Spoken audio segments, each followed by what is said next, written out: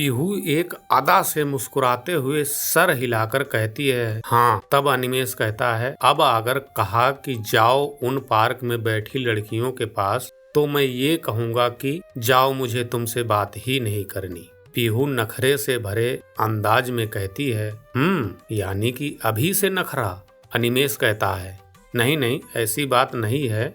मेरे कहने का मतलब, अगर आपका बॉयफ्रेंड होगा तो उसमें जो बात है वो मुझ में नहीं, मुझ में है वो उसमें तो कतई नहीं होगी।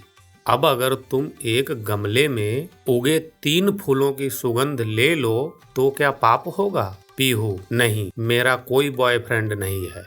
अनिमेष मुस्कुराते हुए कहता है, तुम्हारे जैसी सुंदरियां अकेली तन्हा कैसे हो सकती हैं? विश्वास नहीं होता। ऐसी सुंदरियों को तो बड़ी मुश्किल से तन्हाई मिलती है। अगर तुम मेरे गांव की गोपांगना, गोपबाला, गोपी यानी कि गाय पालने वाले ग्वाले की पुत्री होती और मेरे पड़ोस के यहाँ पैदा हुई होती, तो तुम्हें छुटपन यानी कि बचपन में ही अपने साथ गाय, भैंस या बकरी चराने ले चलता। वहाँ झड़बेर, इमली, कैथा तथा अमरूद और कच्चे पके आम खिला या चुसा चुसा कर बचपन में ही जवान गदरा आम बना देता। फिर हर मुस्कान का आरजूमंद यानी कि चाह कामना रखने वाला बचपन का प्रेमी मैं ही होता। तब तुम नहीं कहती कि मेरा बॉयफ्रेंड नहीं है। हालांकि मैं जानता था, इसलिए बात दोहराई, जिससे जवाब मिल गया होगा। तो फिर चलें सामने वाली झाड़ी में फूल चुनने? पीहू मुस्कुराते हुए कहती है, हट गंवार कहीं के चरवाहा। अनिमेष ऐसे कटाक्ष को सुनकर अति प्रसन्न होते हुए कहता है, अगर ऐसे बोलोगी तो मेरा जवाब अभी पूरा नहीं हुआ, जिसे पूरा कर दूंगा। पीहू तुरंत कहती है, हाँ। अनिमेष मुस्कुराते हुए कहता है, मजा आ रहा है? पीहू की मुस्कुराहट तो हाँ का इशारा करती है, पर सर ना में हिला देती है।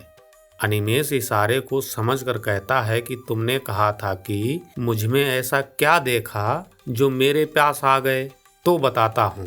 पहली बात तो ये कि तुम्हारा कलेवर फ्लेवर यानी कि देह, चोला, आकार, डील डॉल और शरीर का ढांचा बहुत आकर्षित लगा, इसलिए चला आया। और दूसरी बात, जो नहीं देखा वही देखने के लिए यानी कि प्यार का इजहार करने चला आया हूँ।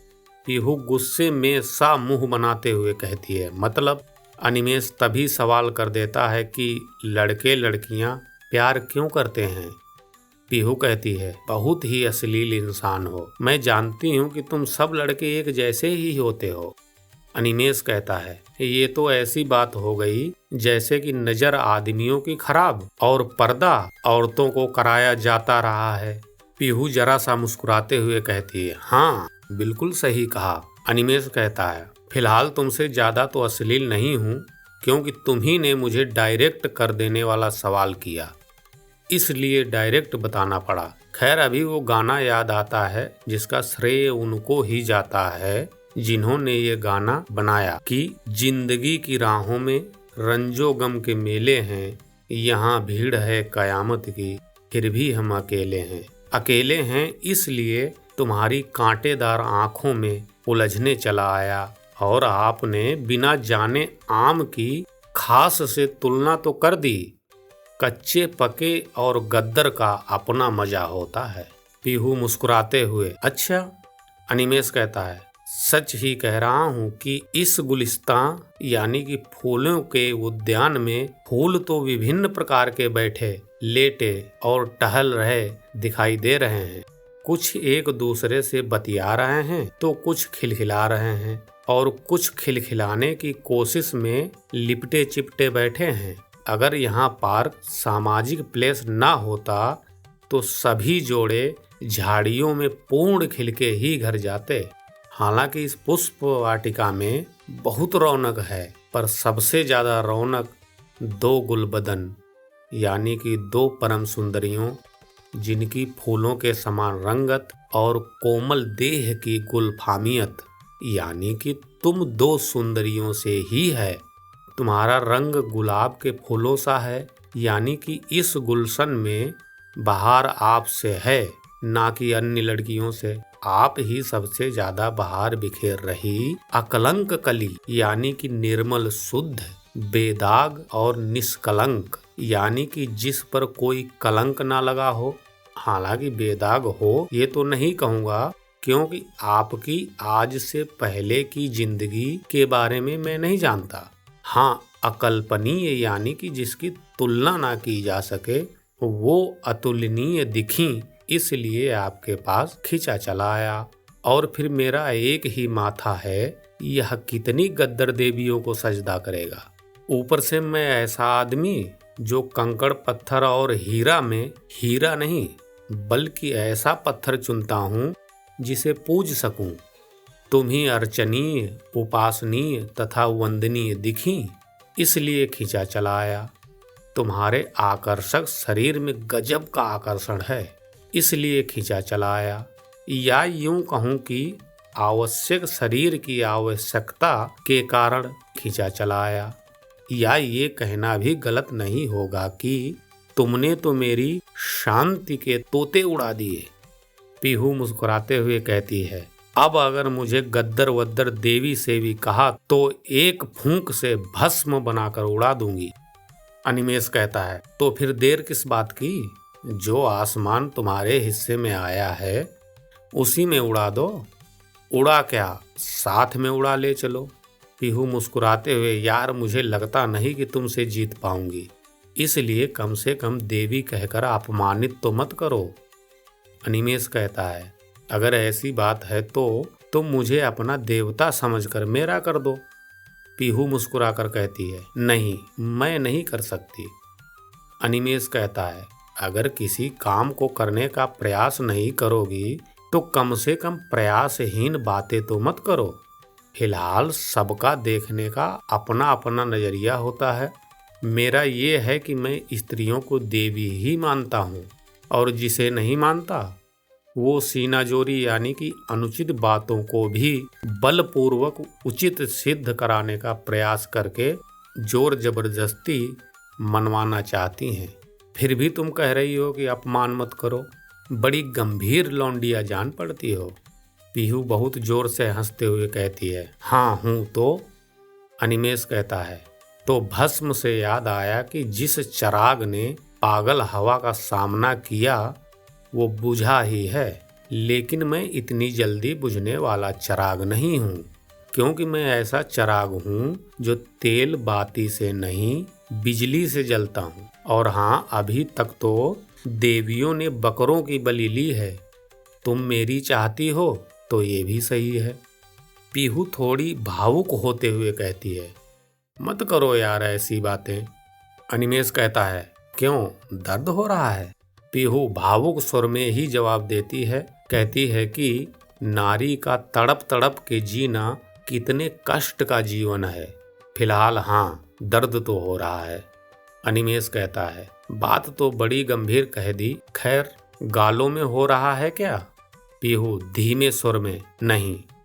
अनिमेष कहता है, कह दो कि हाँ हो रहा है, नहीं तो कहीं और हो रहा है समझ लूंगा।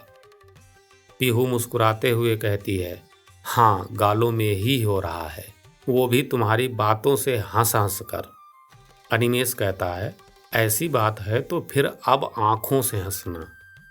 पीहू कहती है, ठीक है, लेकिन चुप हो जाओ।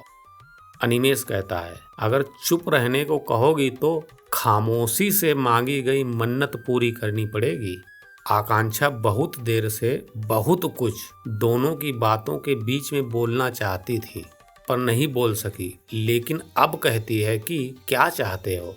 अनिमेष कहता है, एक दिन मैं और वो कहीं जा रहे थे, तब देखा कि मैं ही वहां नहीं जा रहा, सभी जा रहे हैं, पर पहुंच कोई नहीं रहा है। क्यों नहीं पहुंच रहा है? क्योंकि वो पहुंचना ही नहीं चाहते, और मैं अभी भी चले जा रहा हूं। अब तुम दोनों कब तक चलाओगी? जल्दी सोचकर बताओ, क्योंकि मैं जल्द से जल्द पहुंचना चाहता हूं। आकांक्षा इतनी जल्दी दिए गए जवाब को सुनकर हंसते हुए कहती है कि कहाँ? अनिमेष कहता है, लोग कहते हैं कि सब कुछ जानते हुए भी प्रश्न करना प्रश्न की हत्या होती है और प्रश्न से पहले दिया गया उत्तर भी, यानी कि प्रश्न और उत्तर दोनों की हत्या होती है। खैर, मेरी कल्पनाओं की प्रेमिका मेरे प्रश्न से पहले मेरे मन की समझकर मन की मुराद पूरी कर देती थी। मैं प्रश्न ही नहीं कर पाता था। उससे पहले वो उत्तर के रूप में उत्तर की हत्या नहीं करती थी, और तुम समझते हुए भी ऐसा कर रही हो। तुम मेरे मन की समझ रही हो कि मैं क्या चाहता हूँ। यहाँ तक कि तुम्हारी सहेली भी जानती है कि मैं क्या चाहता हूँ, फिर भी पूछ रही हो कि क्या चाहते हो।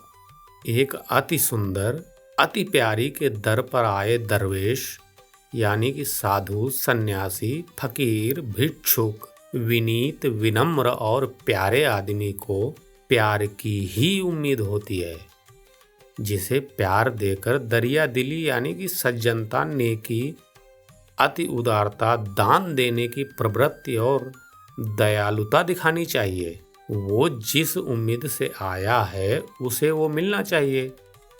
दोनों लड़कियां मंद मंद मुस्कुराने लगती हैं।